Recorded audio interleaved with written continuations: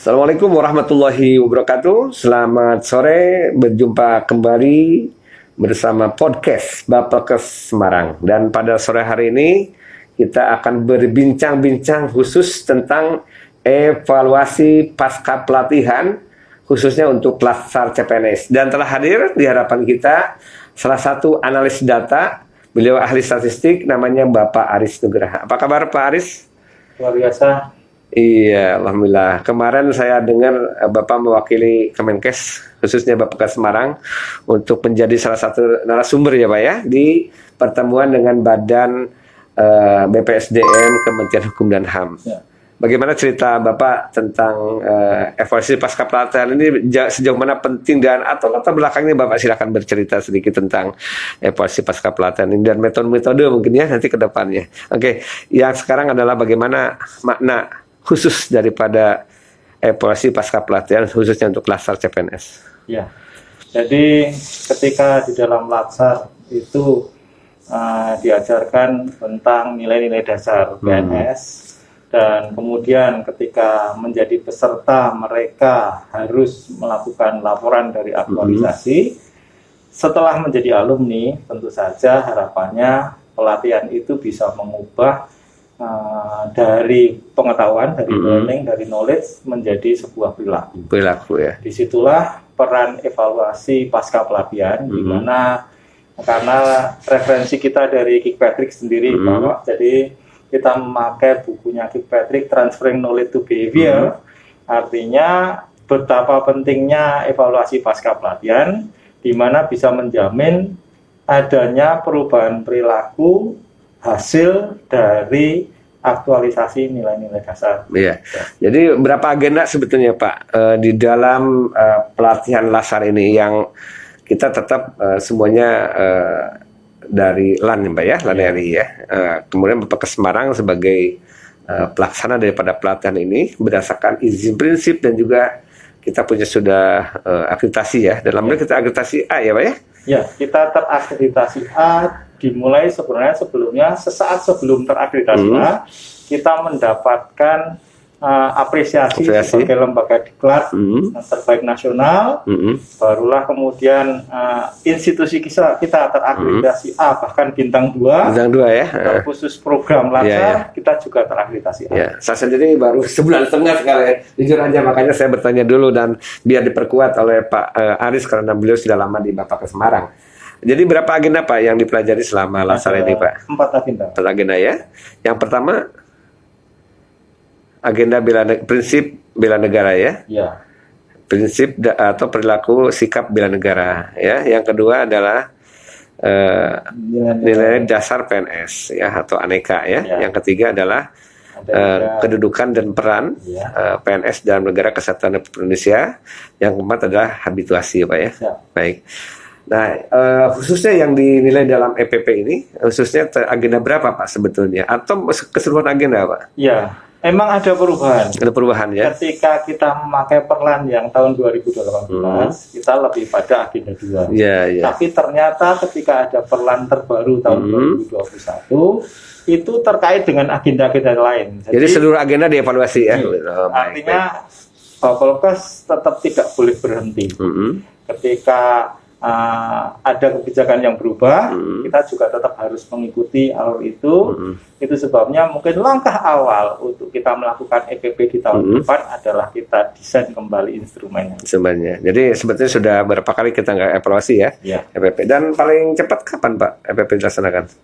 Berdasar perlan yang baru itu 6 bulan. 6 bulan ya? Tapi terkait perubahan itu, mungkin kita harus mempersiapkan pra-EPP-nya untuk menjamin kalau pertama itu adalah menjamin adanya perubahan dari pengetahuan ke perilaku yang dulunya 3 bulan. Mungkin kita 3 bulan pertama untuk melihat retensi pengetahuannya terlebih dahulu. Gitu ya. Gitu.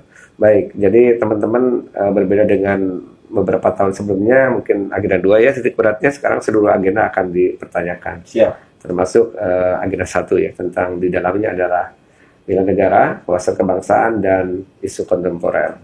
Nah, kemarin Bapak diundang oleh badan atau BKPSDM Kementerian Hukum dan HAM. Apa yang disampaikan di sana, Pak? Bapelkes Semarang diberi kesempatan untuk menyampaikan desain EPP-nya. Desain EPP ya. Dan seperti kesepakatan dengan tim Widya Iswara juga bahwa EPP kita didesain based on RTL. Iya. Dan dari RTL tersebut nanti kita akan buat menjadi 3 grade. Jadi adanya produk, dilaksanakannya produk, dan kemudian adanya evaluasi terkait yang sudah dilaksanakan. Kalau seandainya level itu sudah dilewati, maka kita kembali ke isu strategis yang terbaru yang akan dibangun oleh alumni. Iya. Sebetulnya EPP itu adalah terutama kita melihat sejauh mana RTL ya.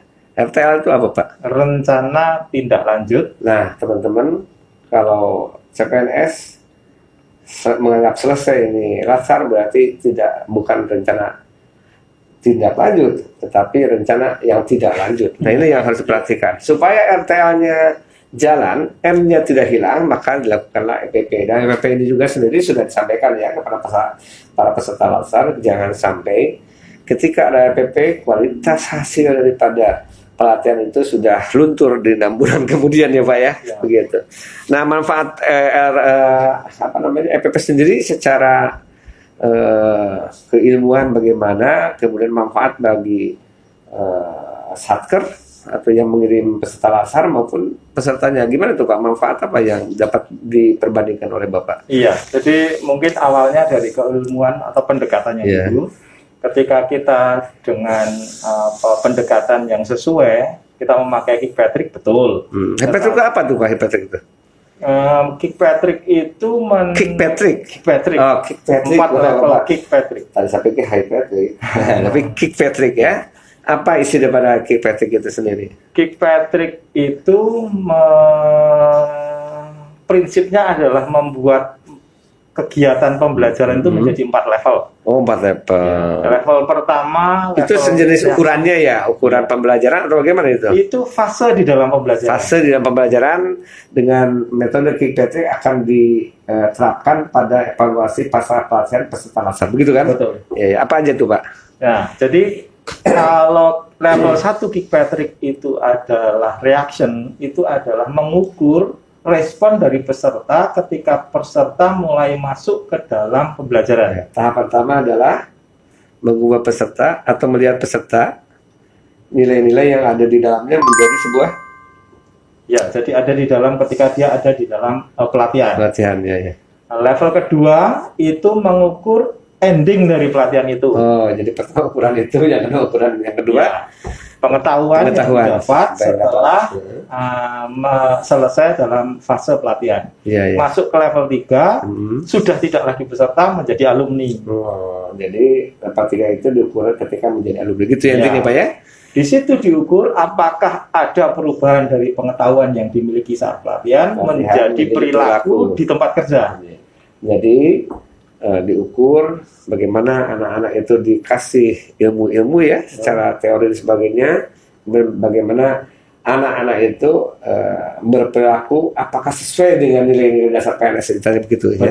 Yang keempat? Yang keempat adalah ketika ada perubahan perilaku, apakah perilaku itu hanya bermanfaat bagi dirinya sendiri, di sekitarnya ataupun institusi. Ini lebih luas lagi tuh. Jadi ukuran keempat itu manfaat bagi pelaku, industri dan juga lainnya ya, seperti itu. Sehingga jadi itu makna daripada Kick Patrick itu ya. Ya, output terakhir biasanya adalah yang ini selaras dengan kebijakan LAN tapi di 2022 bahwa ke depan LAN akan membuat instrumen sehingga pengukurannya sampai untuk mampu mengukur return of training investment atau ROTI. Oh, ROTI. Ya. Return of kita kompak nanti. Return of training investment. Jadi return of training investment gitu ya, ROTI ya. Oke. Nah, Bapak Ibu sekalian yang saya hormati, dengan EPP ini kita akan melihat sejauh mana latsar CPNS atau anak-anak kita CPNS siap menjadi PNS, itu begitu ya. Dan saudara-saudara, kita dengarkan lebih lanjut dari Pak ini sejauh mana persiapannya dalam rangka EPP ini Pak, untuk khususnya sementara Bappenkes Semarang dulu gitu. Di Bappenkes Semarang, karena adanya perubahan perlan dengan memakai tidak hanya fokus pada agenda 2, persiapan kita yang pertama adalah kita pernah ke Kendal, ke Tegal, bahkan ke Purworejo,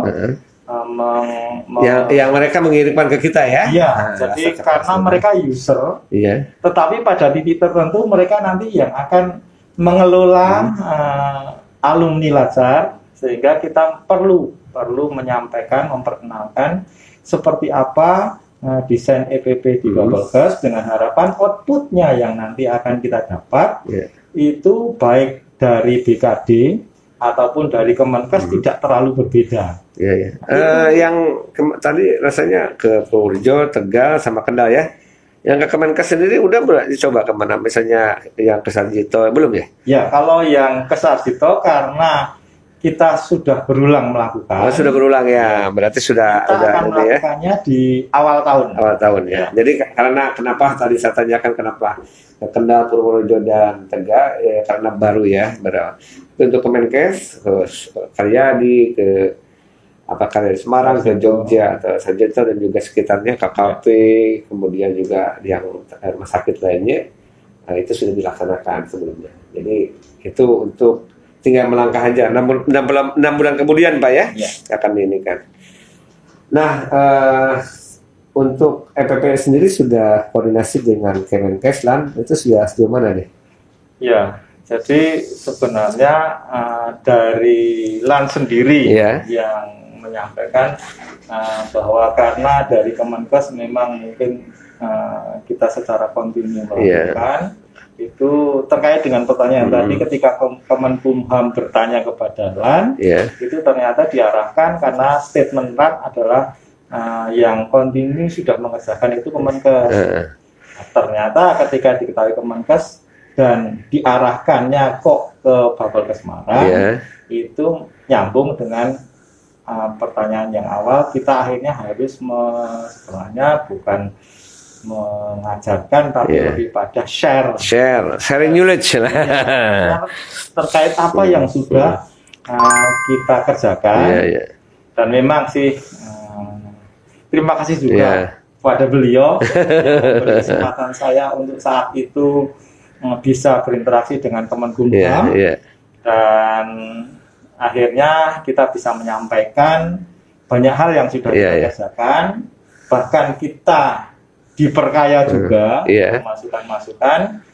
Jadi dari event kemarin secara personal, selain berterima kasih karena diberi kesempatan, saya menangkap bahwa ketika seseorang itu mau berbagi ilmu, itu akhirnya semua pihak yang ada di situ sama-sama untung. Ingat, banyak banyak menerima. Artinya kalau dalam kehidupan beragama Pak ya, itu banyak rezeki kan nanti insya Allah. Rezeki itu yang halal, jangan macam-macam. Karena di Lazar itu kita pelajari kan ada materi anti korupsi seperti itu. Nah, makin kita memberikan ilmu kita, banyak masukan-masukan, bertambahlah ilmu kita. Makanya manfaat itu yang ini ya, seperti itu. Jangan ingat ya, kalau kita sebagai peserta atau fasilitator, segala pembicaraan harus berarah ke memberikan contoh nilai-nilai dasar aneka. Salah satunya ada anti korupsi ya. Nah, kita harus selalu mengingatkan, jangan sampai nilai-nilai dasar CPNS itu kita ajarkan kepada anak-anak CPNS, kita sendiri berbuat yang tidak baik seperti itu. Sebagai penutup, Pak Aris, silakan mau menghimbau apa atau mau berkolaborasi tentang EPP itu kepada siapa saja, silakan. Kira-kira atau manfaat apa yang lebih terasa ketika Pak Aris menjadi seorang analis data ya. Saya kenal Pak Aris sudah lama loh, udah beberapa tahun yang lalu ya. Saya bahkan katakan saya suka ngomong cananya Profesor. Kenapa? Kemampuan analisis data Pak Aris mungkin bisa dikatakan di atas rata-rata dengan yang lainnya. Makanya saya berani ngadain podcast ini dengan Pak Aris, karena saya sendiri sebagai kepala balai itu tidak memandang siapapun kelemahan, tapi saya pandang kelebihannya. Dan kelebihan itulah yang kita akan ambil untuk kemajuan Bappenkes Semarang. Silakan Pak Aris. Iya. saya berpikirnya bahwa beliau itu karena rendah hatinya berstatement begitu. Enggak juga. Betul, ini saya bukan untuk pribadi, tapi untuk Bapak ke Semarang. Dan beliau itu sebenarnya juga sangat familiar dengan data. Karena memang beliau juga master degree of epidemiology. Epidemiolog, saya epidemiologi. Ya, jadi artinya kalau terkait dengan statistik saya, analisis data, beliau mungkin sejalan. Iya, insya Allah. Nah, terkait dengan itu, saya berpikirnya begini. Saya pernah mengingat bahwa yang namanya proses itu tidak pernah mengkhianati hasil. Betul. Di dalam proses tersebut berasal dari input sebuah data yang harusnya kita olah.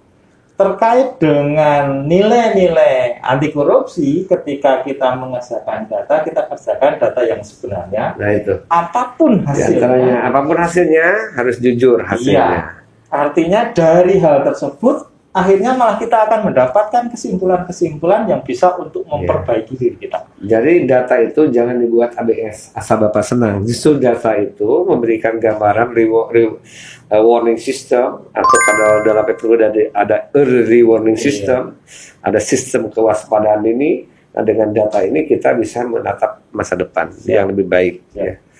Baik, terima kasih Pak Aris atas kehadirannya. Bersama Pak Aris Nugroho, seorang analis data dari Bapelkes Semarang. Saya sendiri, Kepala Bapelkes Semarang, memang sedang happy untuk bertanya. Walaupun saya di Bapelkes sebelumnya, saya juga sering ditanya-tanya oleh berbagai pihak, terutama masa COVID ini, karena kebetulan latar belakang saya epidemiolog. Selamat berjumpa kembali di podcast Bapelkes Semarang, siaran langsung ataupun tundang dari Bapelkes Semarang Kampus 1, Jalan Pahlawan nomor 1, Simpang 5, Semarang. Assalamualaikum, selamat sore. Assalamualaikum warahmatullahi wabarakatuh.